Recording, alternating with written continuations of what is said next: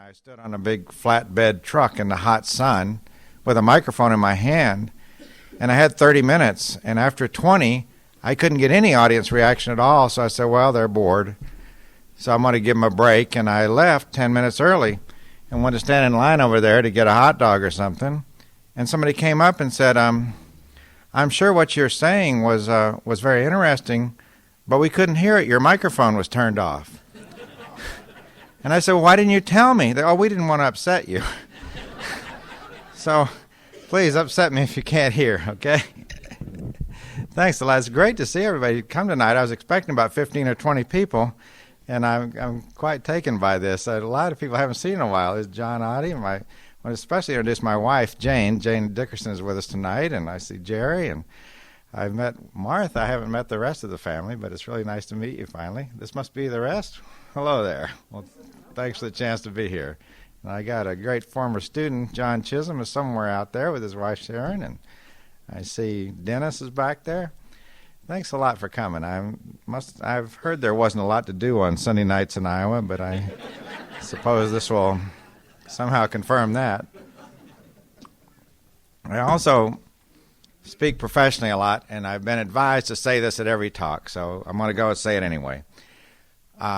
My daughter is deaf, and so in a house we speak sign language a lot. And sometimes I forget and just start signing. And people, when they don't know that, start misinterpreting the gestures very awfully. Particularly the one for good morning is always troublesome. So if this gets out of hand and I start signing, it's just ignore it. Whatever I'm saying is what I'm supposed to be saying, and that's that. I didn't know what to do tonight. I actually wrote up something, because you have to write up something for these things, but it's not very long. So what I'd like to do is read this little thing I wrote, so somebody will read it, and then I got some things I'd just like to talk about for a few minutes, and then I'd like to hear what you have to say, if that'll work out, okay? And we'll still get out here at a reasonable hour.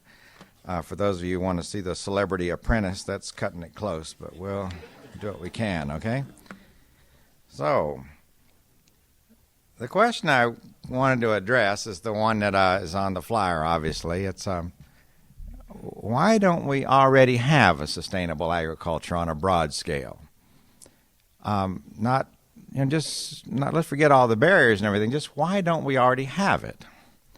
We've been working at this a long time. I'm getting tired. Some of you are. Why don't we already have it? And I'm going to say a few things about farmers that actually contradict what Fred said in his wonderful introduction, then I'll get back to contradicting myself at the end. So that'll be it. So here we go. Why has it been so difficult to bring about sustainable agriculture on a large scale in the United States? Or for that matter, why don't we already have an agricultural system that would better fit most definitions of sustainable? Now, judging by our university efforts, we'd have to answer both questions with something like, we don't yet know how to do sustainable agriculture. From this, we assume that if we did, agriculture would then become more sustainable. So in response, my friends in agronomy, animal science, and related fields, such as soil science, I have to make sure I note that one for Dennis's sake, busy themselves developing non-chemical weed controls, cover crops, rotation schemes, and hoop houses. Now, another person visiting our universities might conclude that we have made relatively little progress because farmers don't know enough about sustainable practices. So we have our education and our outreach programs to show conventional farmers the error of their ways. There's an implicit assumption that once farmers know more about sustainable practices, they'll adopt those practices. And finally, my favorite, my colleagues in agricultural economics, and myself included, remind us that no farming system is going to be adopted if it's not profitable. So we once in a while see a study that compares some sort of sustainable system to some sort of a conventional farm, and might even find that the sustainable farm is more profitable. And of course, once that happens, everyone will adopt it, at least in theory. I've been observing and studying agriculture. I wrote for more than a quarter century, which sounds bad enough, but then I got thinking my math was off. Actually, it's 35 years, which is really depressing. And have, at long last, come to the conclusion that none of these approaches will get us where we need to be. Now, surely there's more to learn. I think most of us would now agree that perennials are better than annuals. Soil erosion is a bad thing. And factory livestock operations have their drawbacks. And surely there's more to teach, but most farmers could learn about sustainable agriculture if they were so inclined. And furthermore, we now and again find a sustainable farm that is as profitable or even more so than those run by the more conventional neighbors. So once again, why has it been so difficult to bring about sustainable agriculture on a large scale in the United States? Or for that matter, why don't we already have an agricultural system that would better fit most definitions of sustainable? You notice I'm doing a great job of sidestepping that definitions of sustainable. I learned that the hard way. About several years ago, I had a master's student for a project, interviewed every faculty member in our College of Agriculture and asked them the question of whether or not what they were doing fit the definition of sustainable agriculture. 173 said yes, and 1 said no. We couldn't figure out, maybe he misunderstood the question. That was a very bad answer. But so you notice that's intentional. I think we'd be closer to answering these questions if we face the fact that farmers no longer sit in the driver's seat of our contemporary food system. We're entirely too quick to say, for example, that we have problems with farm chemicals because farmers use them, not because farm chemical companies develop, manufacture, and promote them. Clearly, farmers are not the decision makers in poultry production, and much of hog production is due to contracting. Beyond that, the economic environment in which farmers work is increasingly established by agribusiness and retailers, not by farmers. That's something I'm not happy to say, but I think if we thought about it, most of us would maybe quietly nod our head up and down. Now, I don't like to use numbers, and in the paper I point out that's a very strange trait for an economist to have, but I've never liked numbers. But I'm going to make one quick exception here because it seems appropriate that an economist would use some numbers. In 2006, the farm products that were actually grown and sold in the United States had a retail value of $881 billion, $881 billion. The farm value of those products was $164 billion. So those of you who are thinking quickly, that's $717 billion that was in after it left the farm. Now, the $164 billion that was at the farm, that wasn't all for the farmers. There was actually $59 billion there for the farmers that came out as their income, and $16 billion of that came from the government. So the input suppliers and the landlords, like the processors and retailers, accounted for vastly more economic activity in the food system than did the farmers. Let me put it even more bluntly, and here comes a quiz. I threatened several of the students over there with quizzes, so I'll just make it a pop quiz. In 2006, which was larger, net farm income including all government payments, or the cost of the packaging that the food went into along the way? What all the farmers made, or the packaging for the food they made? Everyone? There you go. There you go. John moves to the head of the class. Actually, the packaging was $10 billion more than the net farm income, including government payments in 2006. So we want to change the direction of an $881 billion food system, and we looked at the $59 billion component of that system to make the change. This flies in the face of the principal lesson I tried to get across when I was teaching Econ 101 in my glory days, for all those times of those students thirsting for knowledge. That principle was, money talks. If you can get that much across in a mere semester, you've done okay. Not only does money talk in our food system, more and more it shouts. It shouts when farm bills are discussed, when university research projects are established, and when global policies are determined. The reason is the steady march of mergers and acquisitions throughout agribusiness and retailing have left the remaining players very, very powerful. It's getting to be a grim talk, isn't it? I have everybody leaving in a minute. I recently heard my friend Mary Hendrickson speak at a convention. She talked about how decision-making power has in large part left the farm sector. I'm not going to embarrass myself here by trying and failing to do justice to what her presentation was. It was about the levels of corporate concentration once outside of the farming sector. I'll just say it was very, very convincing, and we'll leave it at that. Has anyone besides me heard Mary speak? She does a great job, I think, and it's pretty hard to go away from her talk smiling very much. Not only has decision-making moved outside the farming sector, it has conformed to contemporary standards of any corporate decision-making, that is, quarterly profits. Now, I, for one, am at a complete loss to see how decision-makers with a 3-month planning horizon are going to somehow stumble on a food system that is sustainable across generations. It might happen, but it seemed like it would be unlikely. Now, we implicitly acknowledge this when we say we're going to somehow, some way, going to cook up a farm bill that leads us to sustainable agriculture. And this is the guy talking who wrote about farm bills forever and fancied himself to be a foreign policy specialist for a while. We've been doing this for a long time without success, but at least that doesn't cause us to give up. I'm sure almost everyone in this room probably read the op-ed, The 50-Year Farm Bill, that Wes Jackson and Wendell Berry had in the New York Times. It's very well written.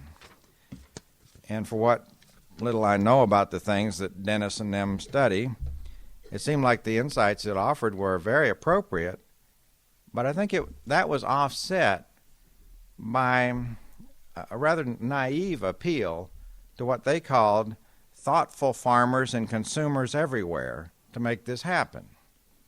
Now that ignores the entire decision-making process in the food system, all of it. I mean, thoughtful farmers and consumers.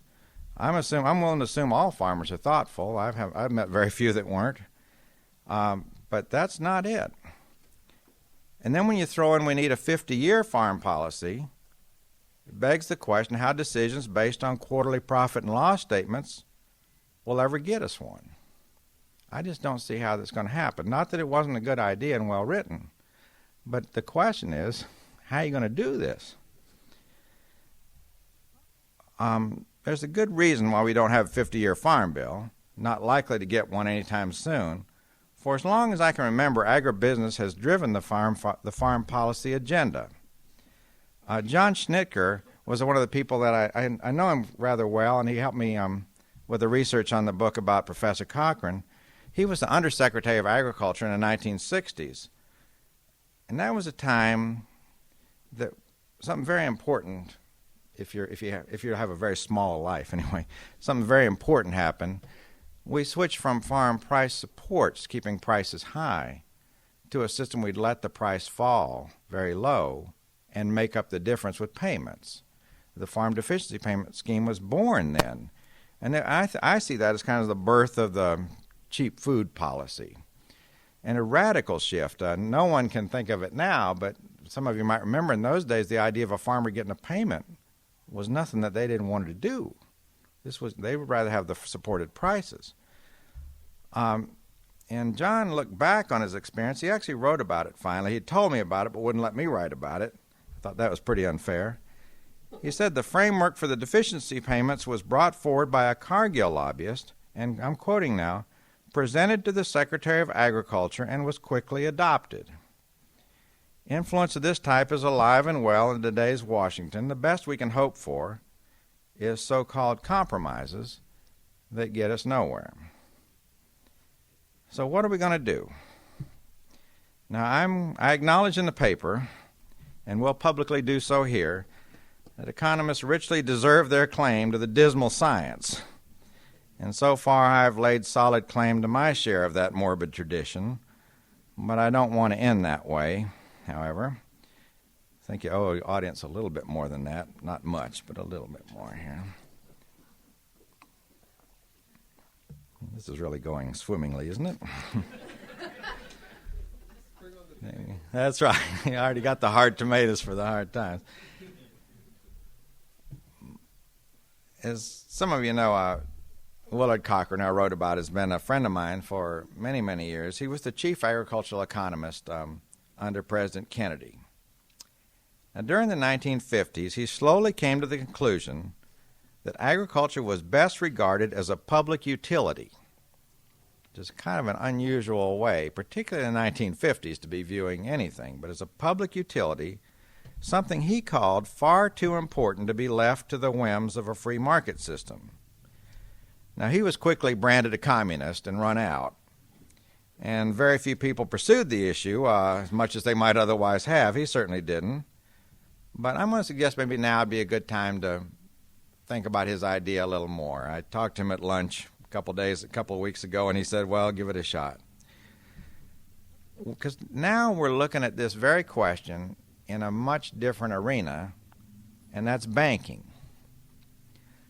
The nation's private banking system has made such a mess of things that the world economy teeters on the brink of collapse. The United States is in process of doling out hundreds of billions of dollars to prop up the system. Along the way, people naturally ask, isn't there an alternative to giving truckloads of cash to those who caused the problem to begin with? Well, that's a reasonable question to ask. And then Alan Greenspan, our famous former chair of the Fed, this actually apparently happened. He was before a congressional committee a few months ago, and he apologized for believing that the free market system could bring us a banking system that functioned. Now, you know, I'm a Catholic. I go to church a lot. It'd be like my priest came in and said, well, all those prayers, you're wasting your time. You know, this is Alan Greenspan apologizing for believing in the free market system. That's lightning level for us. But we have a grand dilemma. If the market doesn't work for banking, it makes no sense to pour more money into the broken system. And I've heard very similar discussions about our health care system. I'm sure you have too, not taking one side or another. But can you turn the health care system over to an unfettered free market system and hope for the best? In both cases, people are thinking about radically different systems for providing those services. Now, during the 1950s, Professor Cochran wrote what I consider his masterpiece. It's a little book called Farm Prices, Myth and Reality. And he made the case, remember this was in 1957-58, that the free market could not work for agriculture. It would not and could not. Again, it was more than we could take at the time. So we went right back to basically what we're doing with the banking system. We poured more and more money and tried to tack the occasional regulation on via a farm bill so the thing would behave itself. But I think we've got our own little version of the banking system in agriculture, a system that appears to me to be getting less and less sustainable instead of more so.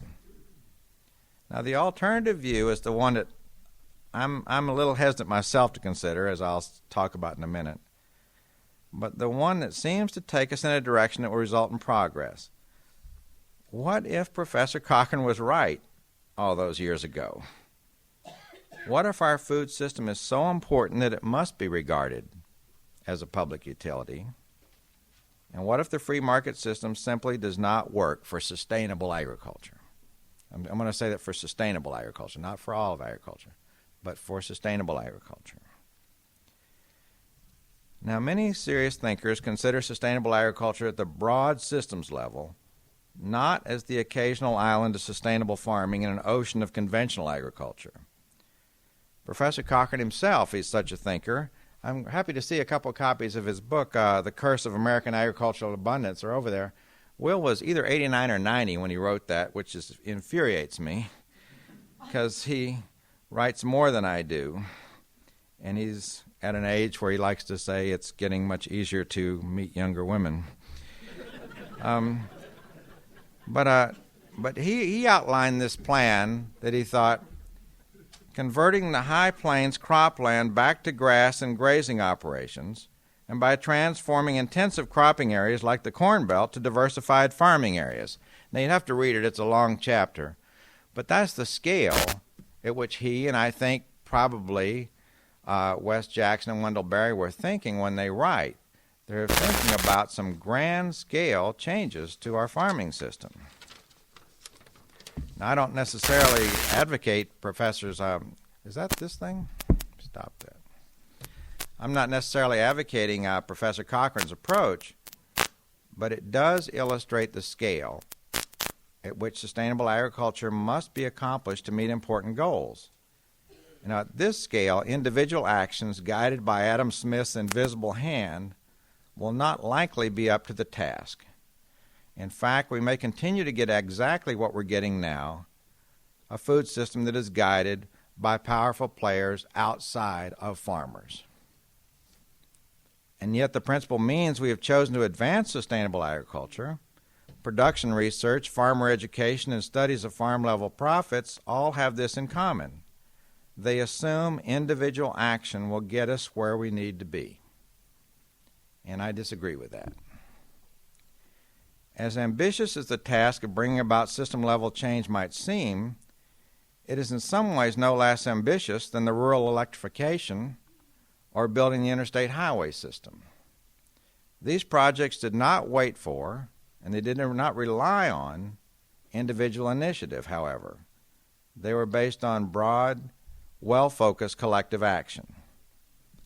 So this brings me all the way back to the thoughtful farmers and consumers everywhere that Wes Jackson and Wendell Berry appealed to in the article on farm policy. I agree these people are the ones most likely to guide us toward a sustainable agriculture, but they must have decision-making power if they are to do so. We cannot pretend that they do when they are mere ants among elephants in our food system. Rather, we must contemplate an economic structure in which they have real and substantial control. So, with that bright and happy little note, I'm going to bring out this other piece of paper here on the back of my daughter's birthday party invitation and just talk about a couple of things. First, what I've talked about is only meant to apply to the notion of a wide-scale adoption of practices that we would consider to be sustainable, not about how to get this farm or that farm to do something. And I'm not in any way, if it sounded that way, saying that I do not support the work of the Leopold Center or what I've done or anybody else in here has done. Back when I was a math major, we used to talk about necessary and sufficient conditions. I think the research and the education and the outreach are necessary, but I no longer think they're sufficient. So what would be sufficient? I still rely on Will Cochran a fair amount for this, but some background on what he was trying to do in the 50s. He did propose a system. He wanted a system that would behave itself not in the way we think of in sustainable agriculture, but he did want the entire system to change. His concerns, and maybe some of you remember this, were overproduction and low prices and losing family farms. Those were the things he was worried about, because Rachel Carson hadn't even written her book yet. So a lot of the things that we might be concerned about hadn't really evolved to the point of being at national discussion, but farm policy surely was far more discussed in those days. It was in the barbershop. Many of the references I used in writing that book about him were from Time and Life magazine and Look magazine and Reader's Digest. It was a big deal. But he wanted the food system to behave in a way that would not produce so much they had to store it in movie theaters out in western Montana, and it would have reasonable prices for farmers and would maintain family farm structure, because he was worried that if the family farms got too big, got enormous size of the way some have today, that they would become monopolies and run up food prices. That was his concern. Now, a lot of dairy farmers would tell you that we're not running up dairy prices right now, but those were his concerns. And his solution was a global solution that had nothing to do with individual initiative. Remember, he wanted to give every farm a quota, kind of Canadian dairy style or many European systems, and that's all you could produce. And this would maintain their size, and it would maintain, supply and demand such level you have reasonable prices. It would keep the wheat out of the movie theaters. It'd be all. Of course, it got destroyed. The idea never got anywhere. But that was a systems level approach to a problem that could not be solved, I don't think, at an individual level. The individual action made that problem worse. Everybody is striving to grow some more because the prices are too low.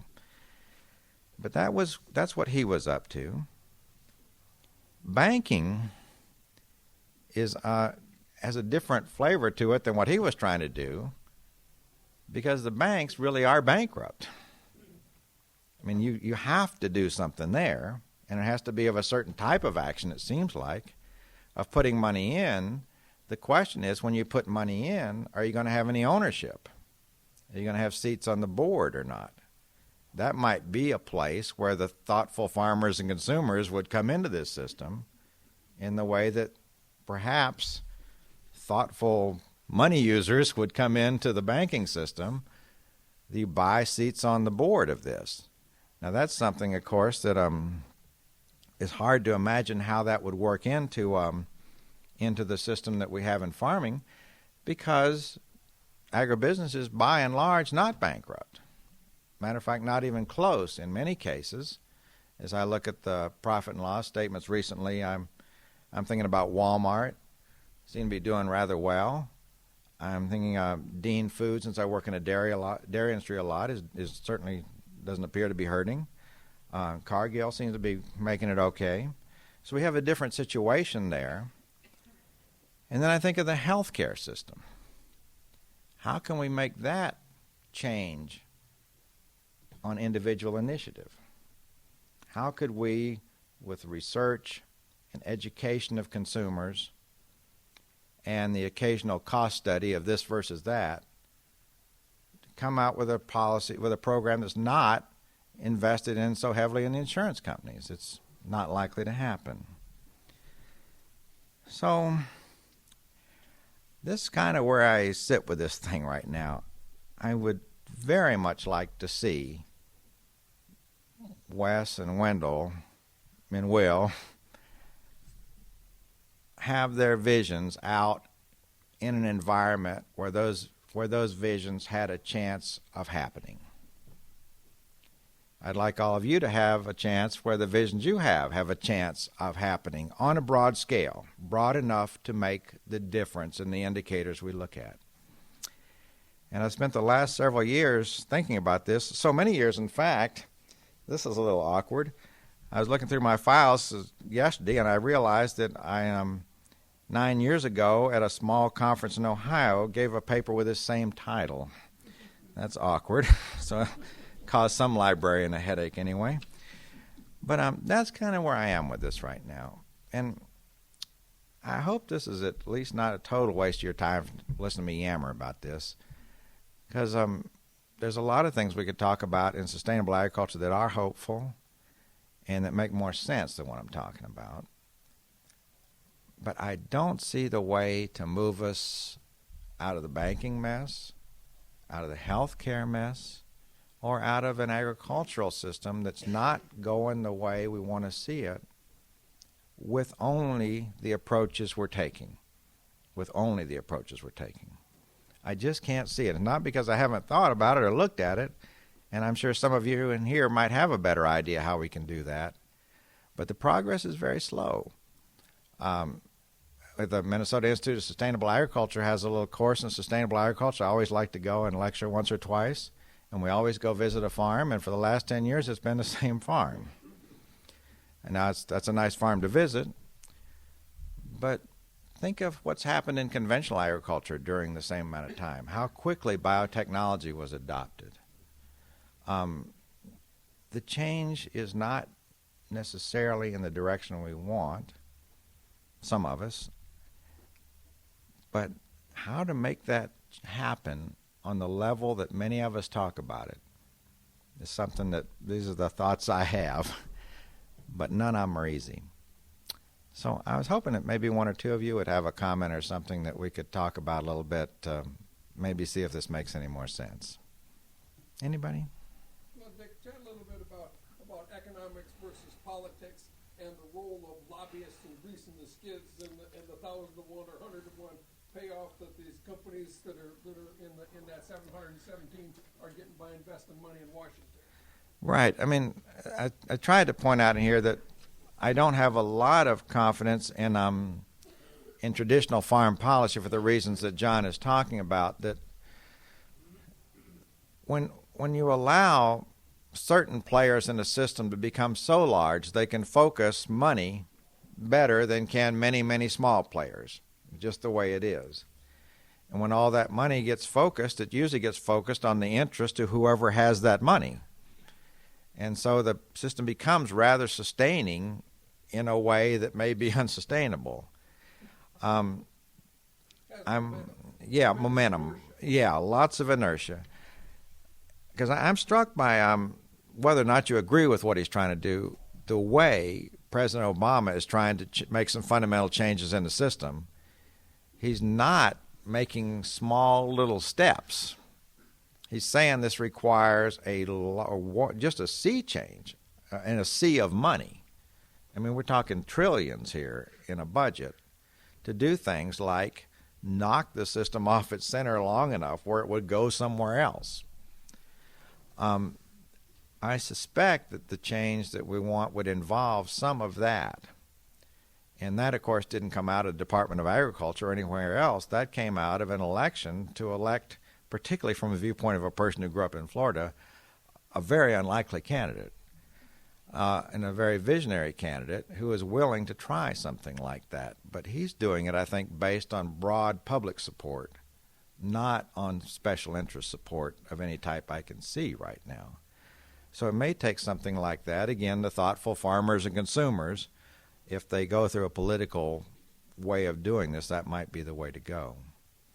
Somebody else, please. Yeah, please, sir. Have we had a sustainable system before?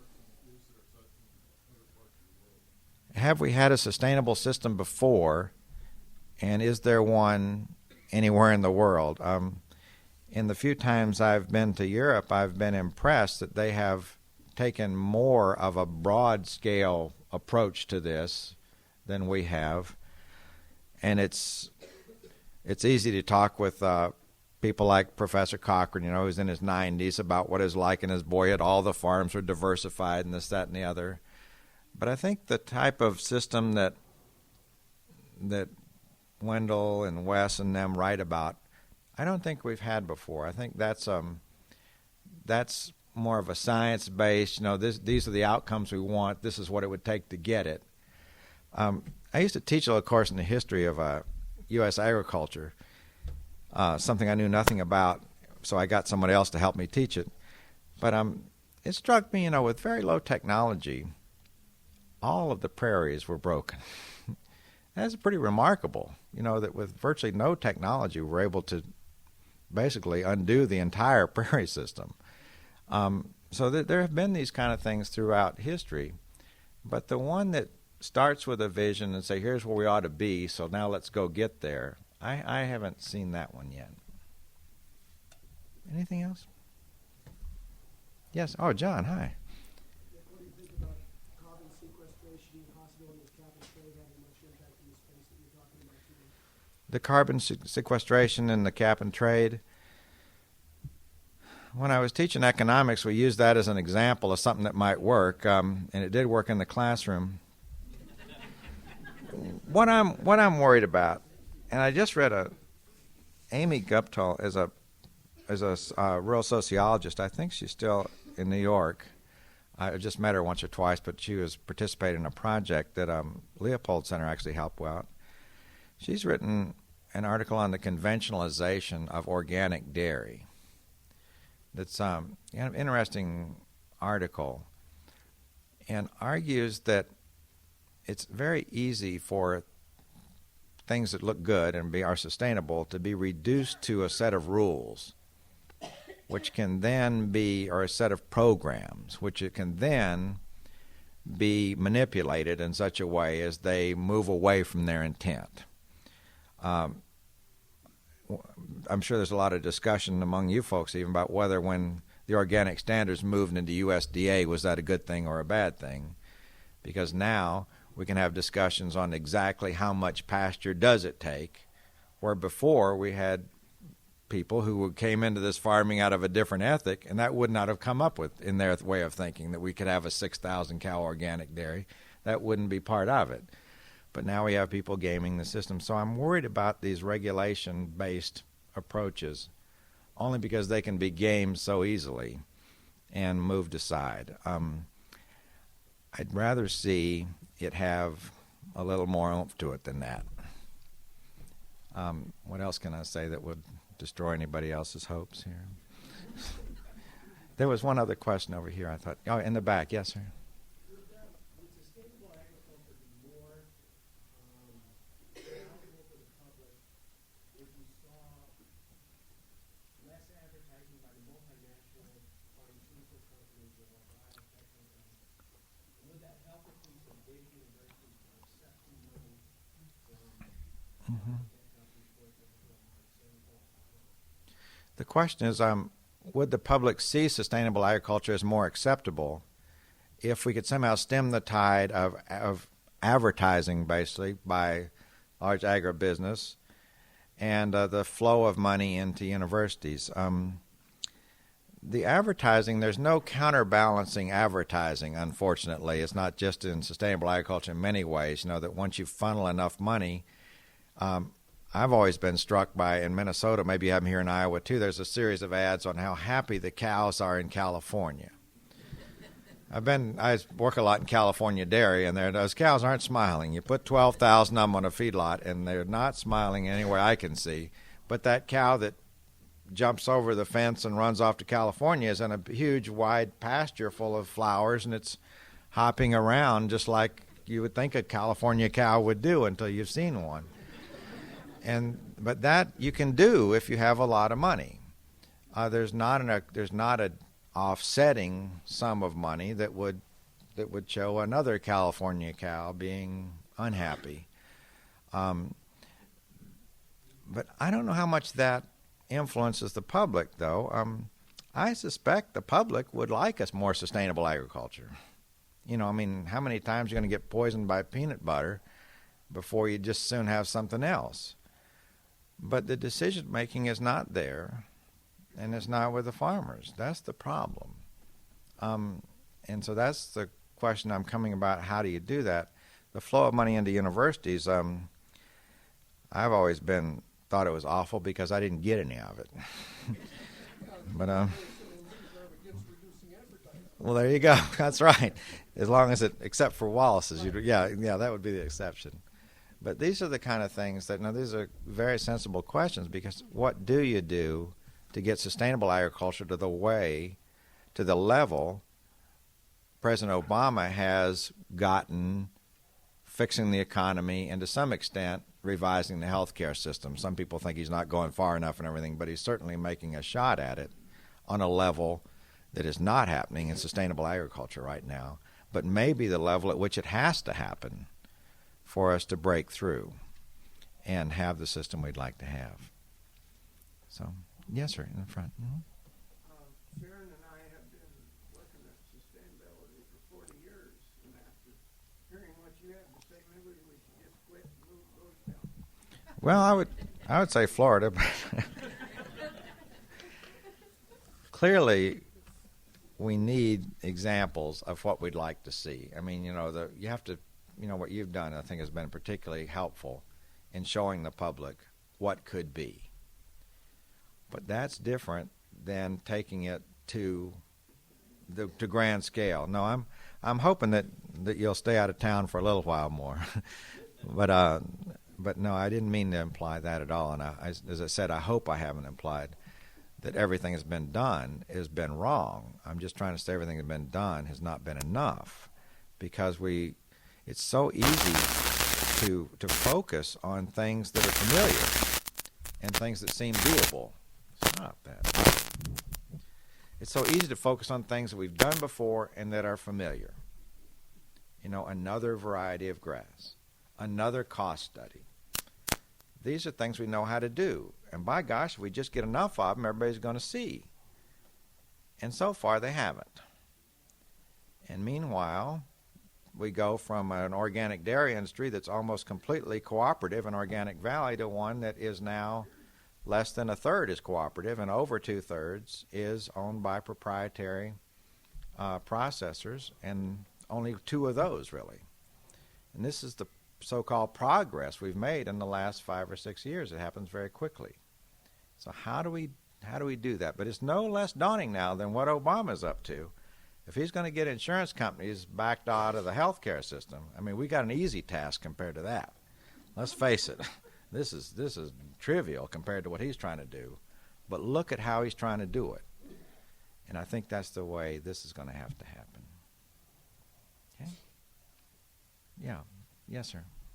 In the New York Times Magazine last October, Michael Pollan wrote a letter to the president-elect at that point, suggesting that we show up, work by example, in essence getting back to Victory Gardens. Right. Mm-hmm. To convert 5 acres of the White House lawn to garden and fruit trees. Mm-hmm. And also, he and his family could work out there once in a while. Right. For example, but Michael Pollan said he was unable to discern what kind of herbicides or pesticides have been used on that lawn to see if it would be really Right. soil. But what do you think of that? I mean, Well, he said Eleanor Roosevelt did that in World War II. I was yeah. there, but I was a little too young to know exactly what she was Right. doing. And but the Victory Garden movement, is that anything organic, sustainable? Shake the hand. I mean, as Michael Pollan said, shake the hand that feeds you. Well, Go this. to your farmer's market. Can that Yeah. really be increased to the point where it's viable? You put me in a very awkward position because my wife likes to garden and I don't. So, but I mean, clearly, Fred was talking about this over dinner. That clearly that level of awareness at the White House would make a lot of difference. It seems like, and apparently Michelle Obama is going to actually go ahead and do this. That's going to help a lot. I'm still not seeing that translating into vast seas of perennial grasses on land that should never have been cropped. I'm still not seeing that part of it. I'm seeing a lot of awareness of healthy food. I'm seeing a lot of local. I'm seeing a lot of good things come out of that. They called that article the farmer in chief. Mm-hmm. Right. Yeah. Exactly how that gets rid of the dead zone, I don't know just yet. But I mean, it certainly is a very positive thing. There's no doubt about that. And it'd be wonderful to see. And it may be the spark that gets everybody thinking, well, if the president likes that, we ought to get him to try this. That would be great, because somehow or another he decided that the healthcare system need repairing, and I'm not sure it's any worse off than some of the problems we have in agriculture. I mean, the healthcare system is going to be taking care of people who ate the peanut butter. Why not just fix the peanut butter? I don't know. I'm concerned about that since my relatives live in Georgia. But that's a big deal. You have one peanut butter plant go out, and people around the country are, having all sorts of problems that require a health care system that's not there to serve them because they may have lost their health insurance. This is kind of rough. Okay. Yeah. Hi. So I'm trying to flesh out this idea of blending the agricultural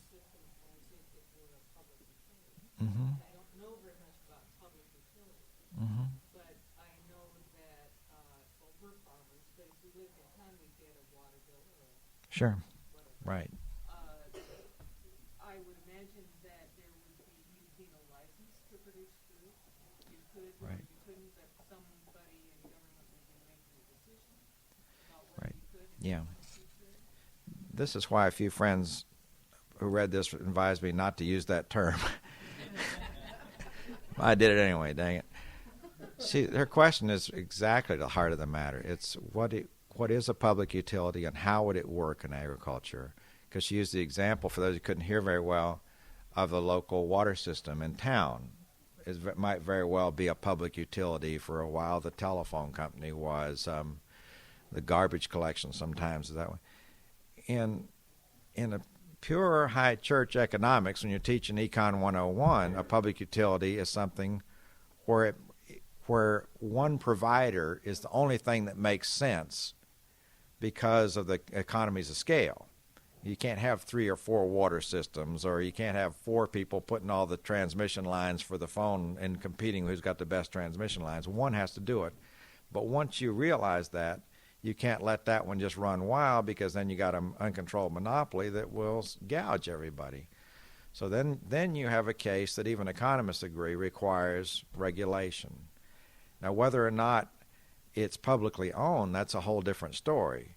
A lot of utilities aren't publicly owned. They're simply regulated. That's why in Minnesota we have a Public Services Commission, and you probably have a similar thing here, that regulates those private operations that have monopoly power because of the nature of the beast. And that's one way to look at it. But when we look at how we're approaching healthcare, for example, that may go single payer, and that single payer may be a private company or may be a government operation. It may be Medicare, but it may be some variation on what we have right now that's more heavily regulated or behaves itself differently, which is where I think Obama is heading with the healthcare thing right now, much to the chagrin of more of left-leaning Democrats right now. So, but there's a lot of territory in this, and when you say public utility, you should not think immediately a government-owned enterprise. I don't think that's where it would go, but that's, when you use that word, we'll use the word public utility in this sense, something that is too valuable or too important to be left to an unregulated market system. And he thought unregulated market systems were a very good thing most of the time. He just didn't think it applied to the food system. So then what do you do? Right in the middle of his discussing this, he became a communist in the eyes of those who didn't like him, and he had to leave Washington, and it was such a tough decision that he just didn't pursue it. Oh, hi. Yeah, Carolyn. You know, it strikes me as I hear you talk about the public utility that there's also a parallel economy in the United States, which is the not-for-profit economy. And we're governed by different rules, whether it's Harvard, endowment, or the Boy Scouts, the Catholic Church, or my little tiny think tank. We're governed by different copyright rules, we're governed by different tax laws. Why not move the whole food system over into the not-for-profit system? So no one can make a profit off of it in that kind of way. You would be governed by the very same rules of a not-for-profit. And that gets out of the kind of sticky feel. I think the public utility is a good model in terms of the institutions that we put into it. But I'm wondering if moving it into the not-for-profit rules might not be a better idea, which is designed to serve the public good. Right. The suggestion was rather than think of public utility, we think of the nonprofit sector as a model for the food system. Many of farmers would say, well, we're nonprofit anyway. But that also, I think, has a lot of merit. Again, it's just looking for a different, yeah. But, if we look at the entire food system as run that way, I mean, hospitals are run that way many times. There are some very large enterprises that are run that way, some with abuses and some not. But that's another way. The best I could hope for tonight is that people would start asking questions like that. What would be another way that we could do this other than a lightly regulated free market system? And I do think it is lightly regulated in spite of protests to the contrary, that when it fails, we put money into it. because it is starting to fail on a fairly large scale.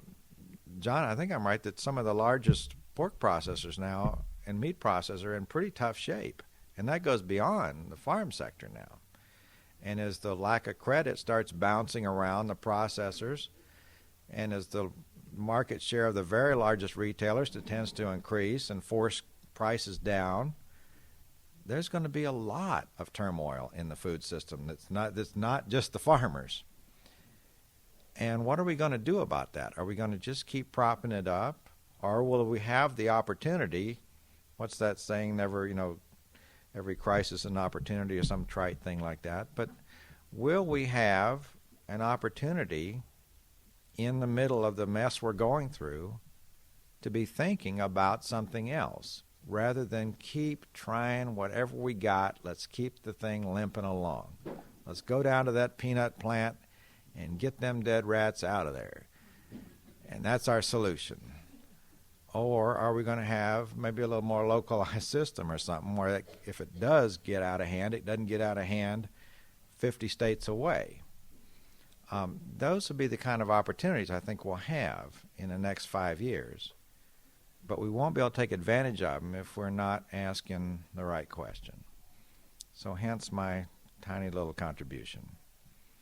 So, yeah.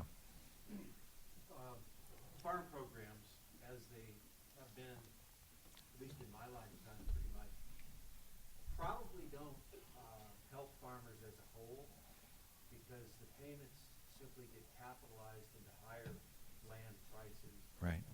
They benefit the farmer to the extent that he is a farm owner, farmland. Right. And that's true whether it's a direct subsidy or whether it's subsidizing ethanol. So we get higher prices for our corn, but the rents have gone up, costs for our inputs have gone up. Sure. We're kind of right back where we started. Yeah, only worse. Sometimes I think we'd be better off if there were no subsidies whatsoever, because I don't see them supporting sustainable agriculture, and if they don't support farm income, what's the point? Right. What do you think? If you were king, what would you have for a farm program?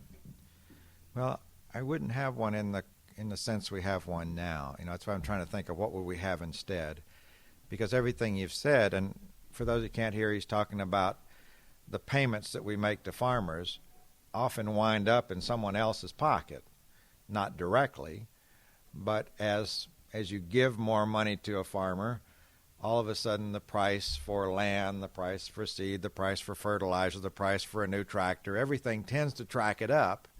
And then when the farm price falls back down, those prices stay up. And so the farmer is really hit harder than if they had just stayed low. And many people argue just get rid of them. I think that's pretty draconian given how things sit right now without something else to put in its place that would make some sense. But this is, even Professor Cochran finally in the 1980s wrote a paper, said get rid of all these payments. And that put him in bed with people he never thought he would be seeing eye to eye with. But it has been a huge problem. But I think any time you try to fix a broken system by throwing money at it, and I bet we're going to see this with banking. I'd bet dollars to donut we're going to see this with banking. And, people complain about a $20 billion a year farm program. Man, that's in the footnotes of what we're spending to get the banks back on. But we're giving it right back to the same people who caused the problem. And it's a nice business to be in. I'd take my share of that. Along those lines, capitalism tends toward monopoly, larger and larger firms, and so forth, at least oligopoly. We've heard a lot about too big to fail. Well, I have this notion that if they were too big to fail, they were too big to exist in the first place.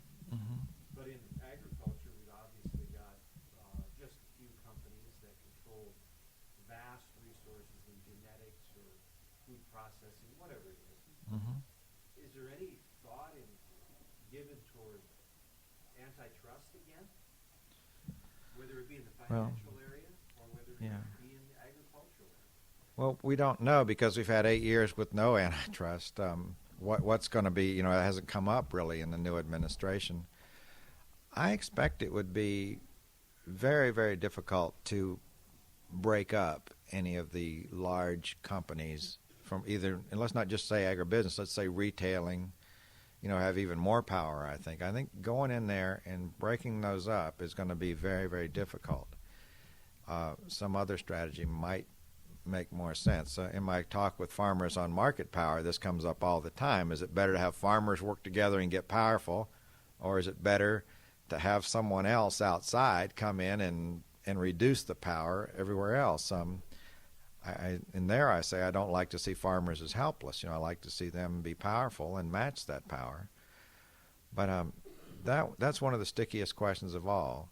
Once things become concentrated to a huge degree, what can you do other than perhaps, it was your question, I believe, about the public utilities, that now if they're going to function at that scale, they're allowed to function at that scale, but the rules under which they operate become different because they have sort of a public utility kind of look to them right now that is we haven't seen before. We didn't used to have a Dean's Food. Every town had a creamery. Well, now every town doesn't have a creamery. If they do, they're owned by the same company. And that's the catch. Once they get that big, what do? And backing them off might be very difficult. And then superimpose on top of that globalization and the tentacles that these giants have all over the world. Yeah. And what impact would regulations we have here in the United States, how would that impact their South American operations, for example? Yeah. And it gets downright complicated real fast. Oh, yeah. No, there's nothing that I'm saying here that was meant to be a quick fix or here's what we ought to do. I'm just thinking that if we're not thinking this way in the next 5 years, we're going to miss some opportunities that don't come along just every day. So maybe I'll let it go with that. But thank you very much. This is a great honor to be here. I have to say, not just every day somebody asked me to give an invited lecture like this and actually have people show up for it. That's amazing. So I thank you again for the chance, and Fred for the great introduction.